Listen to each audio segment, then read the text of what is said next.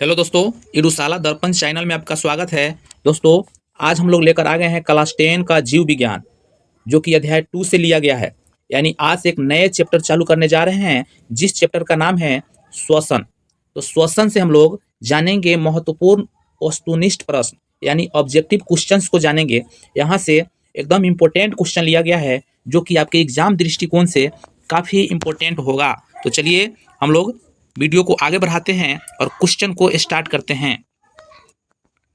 पहला क्वेश्चन है, श्वसन की प्रक्रिया में कौन सा गैस बाहर निकाला जाता है? यानी हम लोग जब सांस लेते हैं तो किस गैस को बाहर निकालते हैं? Option A oxygen, option B carbon dioxide, option C nitrogen, option D hydrogen. तो दोस्तों, जब हम लोग सांस लेते हैं तो कार्बन डाइऑक्साइड को बाहर निकालते हैं और ऑक्सीजन गैस को ग्रहण करते हैं, यानी अंदर करते हैं। तो इसलिए जब हम लोग सांस लेते हैं, इस प्रक्रिया में किस गैस को बाहर निकालेंगे? कार्बन डाइऑक्साइड को। Option B is the right answer. अगला क्वेश्चन है, श्वसन की प्रक्रिया में कौन सा गैस अंदर लिया जाता है? श्वसन की प्रक्रिया में कौन सा गैस अंदर लिया जाता है? Option A carbon dioxide, option B oxygen, option C hydrogen, option D nitrogen.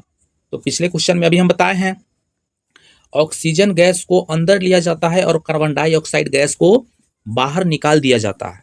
इसलिए option B is the right answer. अगला क्वेश्चन है, क्वेश्चन नंबर 3, श्वसन किस प्रकार की प्रक्रिया है? श्वसन किस प्रकार की प्रक्रिया है? ऑप्शन ए भौतिक, ऑप्शन बी रासायनिक, ऑप्शन सी जैव रासायनिक, ऑप्शन डी प्रकाशीय। तो दोस्तों, श्वसन जो है एक रासायनिक अभिक्रिया है। श्वसन क्या है? एक रासायनिक अभिक्रिया है। Option B right answer. अगला क्वेश्चन है दोस्तों, ऊर्जा उत्पन्न होती है, यानी ऊर्जा कहाँ से उत्पन्न होती है? ऑप्शन ए पाचन, ऑप्शन ए पाचन, ऑप्शन बी श्वसन, ऑप्शन डी उत्सर्जन, सॉरी ऑप्शन सी उत्सर्जन, ऑप्शन डी परिवहन। तो दोस्तों, ऊर्जा जो उत्पन्न होती है वह श्वसन की क्रिया से ऊर्जा उत्पन्न होती है। किस क्रिया से ऊर्जा उत्पन्न होती है? श्वसन की क्रिया से ऊर्जा उत्पन्न होती है। Option B is the right answer. अगला क्वेश्चन है, मानव शरीर में श्वसन किस अंग में होता है? मानव शरीर में श्वसन किस अंग में होता है? Very very important question. Option A हृदय, ऑप्शन बी फेफड़े, ऑप्शन सी गुर्दे, ऑप्शन डी यकृत। तो दोस्तों, मानव शरीर में जो श्वसन अंग होता है वह फेफड़े में होता है। किसमें होता है? फेफड़े में होता है ना। बहुत सारे बच्चे कमेंट में बता रहे हैं श्वसन अंग नाक में होता है। नहीं, नाक तो एक सांस लेने की रास्ता है, लेकिन मेन श्वसन की क्रिया जो है फेफड़े से होती है। इसलिए option B is the right answer. तो बच्चे, आप लोग कमेंट में बताते रहिए अपना आंसर। तो अगला क्वेश्चन है, श्वसन का रासायनिक समीकरण क्या है? श्वसन का रासायनिक समीकरण क्या है? तो option A CO2 plus H2O, और उत्पाद के रूप में दिया हुआ है glucose plus O2। Option B glucose plus O2, और उत्पाद के रूप में दिया हुआ है CO2 plus H2O plus energy. Option C N2 plus H2, और उत्पाद के रूप में NH3। ऑप्शन डी ग्लूकोज, और उत्पाद के रूप में दिया हुआ है एल्कोहल प्लस CO2। तो दोस्तों, श्वसन का जो रासायनिक समीकरण है वह है ग्लूकोज प्लस O2। क्या है? ग्लूकोज प्लस O2, और इसके परिणाम स्वरूप जो बनता है वह है CO2 plus H2O plus energy, यानी ग्लूकोज और ऑक्सीजन मिलकर कार्बन डाइऑक्साइड तो बाहर निकल जाता है और H2O प्लस एनर्जी मिलता है। यही श्वसन का समीकरण है। Option B is the right answer. अगला क्वेश्चन है क्वेश्चन नंबर 7। कौन सी प्रक्रिया में ऑक्सीजन की आवश्यकता नहीं होती है? किस प्रक्रिया में ऑक्सीजन की आवश्यकता नहीं होती है? ऑप्शन ए एरोबिक श्वसन।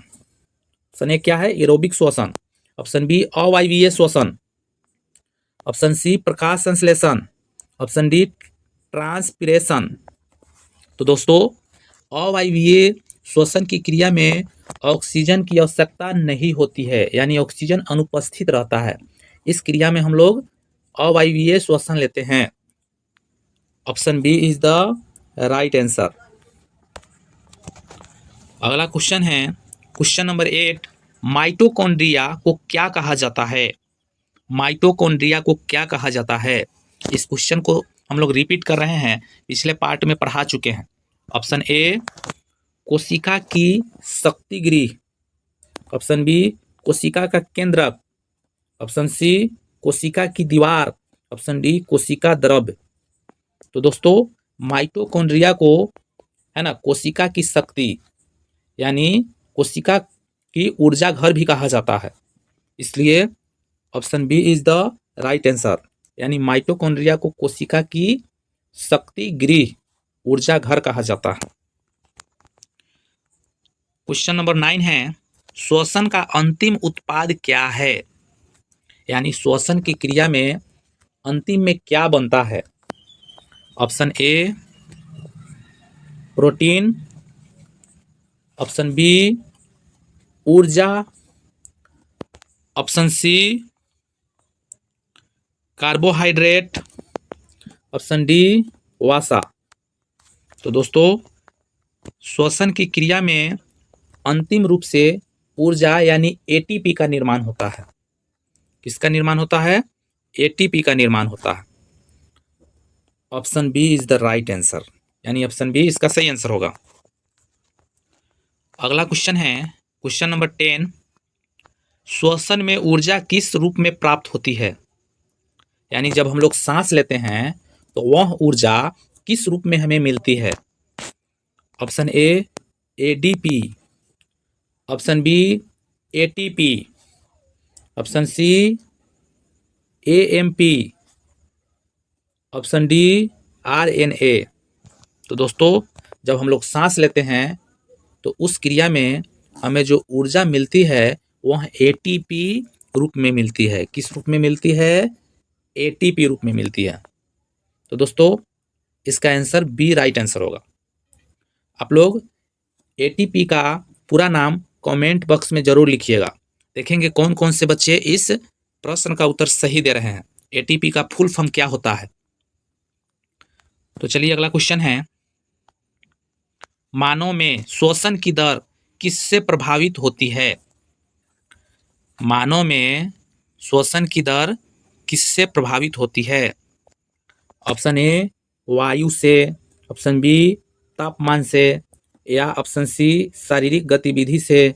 ऑप्शन डी उपरोक्त सभी। तो दोस्तों मानव में जो श्वसन की दर है वह तीनों से प्रभावित होती है, यानी वायु से प्रभावित होती है, तापमान से भी होती है और शारीरिक गतिविधि से होती है, इसलिए ऑप्शन डी सही होगा। Option D right answer.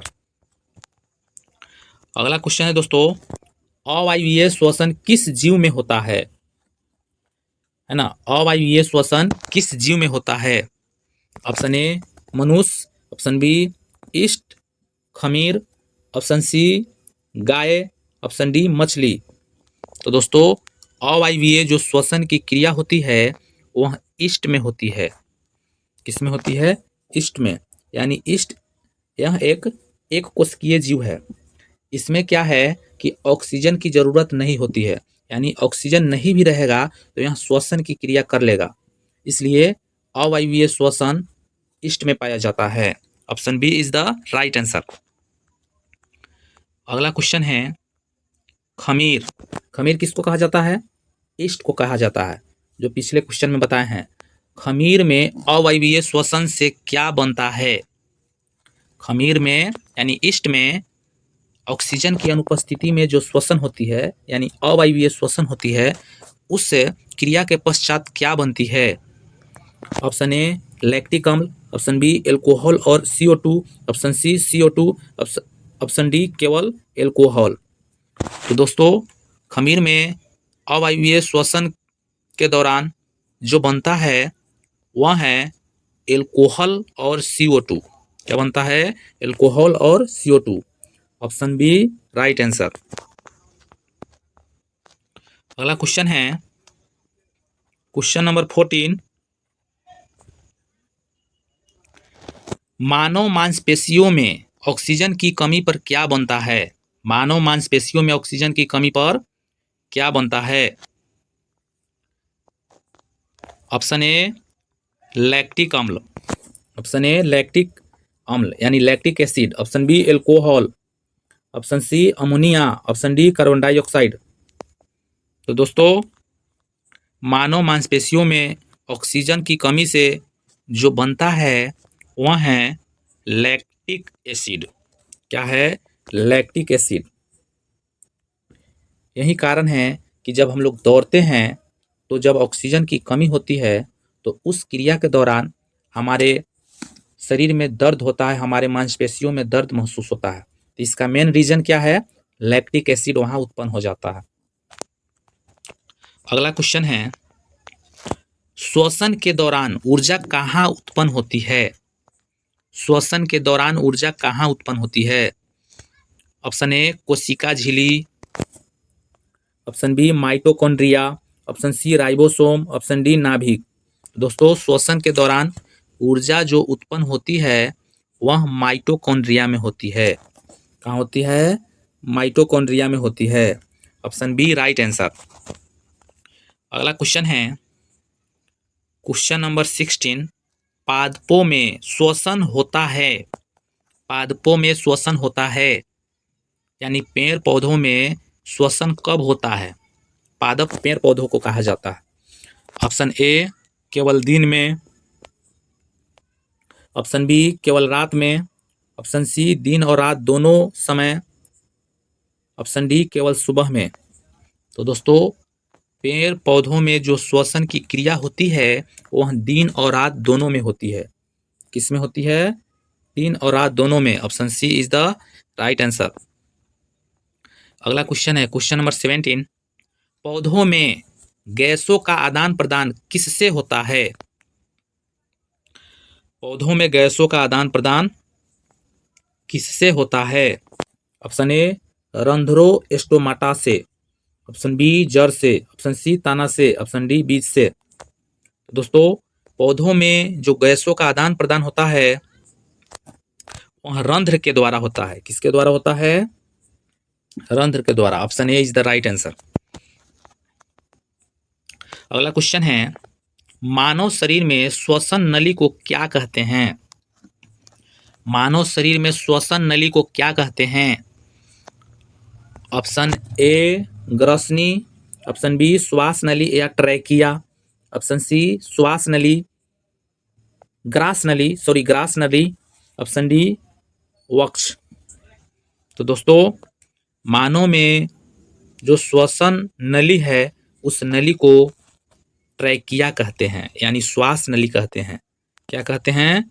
श्वास नली कहते हैं। Option B right answer. अगला क्वेश्चन है दोस्तों श्वसन की इकाई कौन सी है? श्वसन की इकाई कौन सी है? Option A enzyme, option A enzyme, option B mitochondria, option C कोशिका, ऑप्शन डी ऊतक। तो दोस्तों श्वसन की जो इकाई है वह माइटोकॉन्ड्रिया है। श्वसन की इकाई कौन है? माइटोकॉन्ड्रिया है। Option B right answer. अगला क्वेश्चन है अवायवीय श्वसन में ग्लूकोज पूरी तरह टूटता है यानी कितने भागों में टूटता है? कैसे टूटता है? ऑप्शन ए 2 भागों में, ऑप्शन बी 4 भागों में, ऑप्शन सी आंशिक रूप से, ऑप्शन डी पूर्ण रूप से। तो दोस्तों वायवीय श्वसन में ग्लूकोज जो पूरी तरह से टूटता है वह पूर्ण रूप से टूटता है। कैसे टूटता है? पूर्ण रूप से।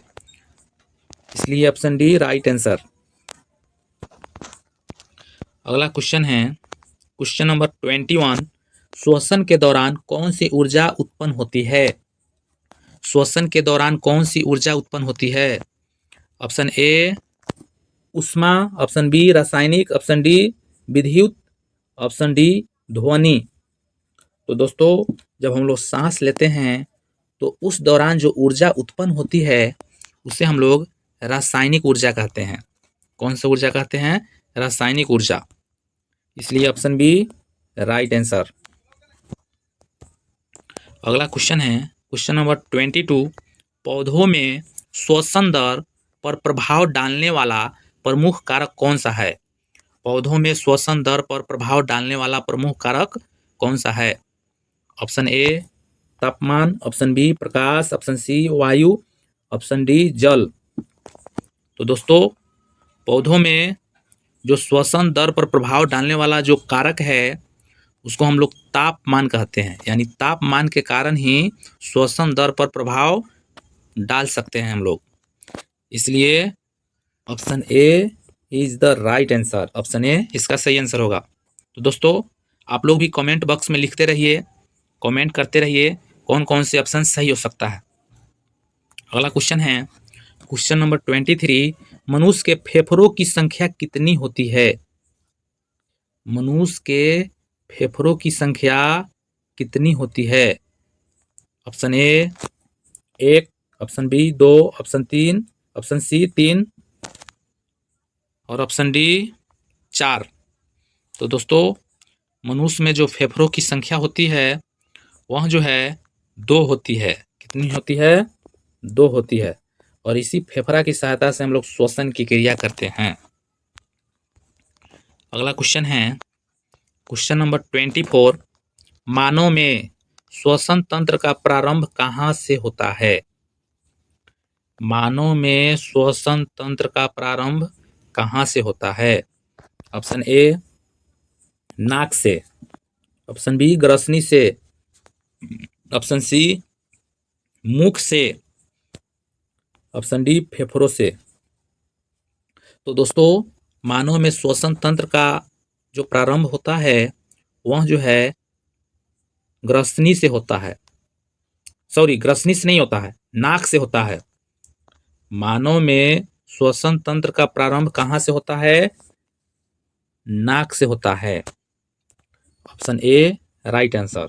यानी सांस लेने की क्रिया शुरू हो जाती है नाक से, लेकिन मुख्य रूप से श्वसन की क्रिया कहाँ होती है? तो फेफड़ों में होती है। तो इसका आंसर ऑप्शन ए नाक राइट आंसर। अगला क्वेश्चन है क्वेश्चन नंबर 25। मानव में श्वसन का नियंत्रण कौन करता है? मानव में श्वसन का नियंत्रण कौन करता है? ऑप्शन ए मस्तिष्क, ऑप्शन ए मस्तिष्क, ऑप्शन बी मेरुरज्जु, option C liver, option D गुर्दा। तो दोस्तों जब मानव में यानी हम लोग जब श्वसन की क्रिया करते हैं तो उसके दौरान हमें कंट्रोल कौन करता है? हमारे शरीर के कौन ऐसा पार्ट है जो हमारे श्वसन को कंट्रोल करता है, नियंत्रण करता है ना? तो हम चाहेंगे फ्रेंड्स इस क्वेश्चन का जवाब आप लोग कमेंट बॉक्स में लिखिए। जान पाएंगे कौन कौन से बच्चे इस क्वेश्चन का जवाब सही से दिए हैं। तो फ्रेंड्स आज के लिए यही था। फिर हम मिलते हैं नेक्स्ट वीडियो में। यदि आप चाहते हैं कि पार्ट 5 आवे तो इस चैनल को सब्सक्राइब कर दीजिए और बेल आइकन को दबा दीजिए ताकि अगले वीडियो का नोटिफिकेशन आप तक जरूर पहुंचे। तो दोस्तों चलते हैं, फिर मिलेंगे नेक्स्ट वीडियो में। Thank you. जय हिंद, बाय बाय।